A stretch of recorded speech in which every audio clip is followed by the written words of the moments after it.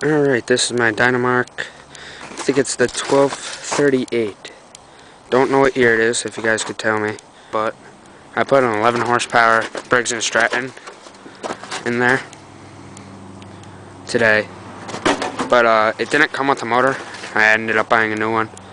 I had to cut a hole for the muffler on there.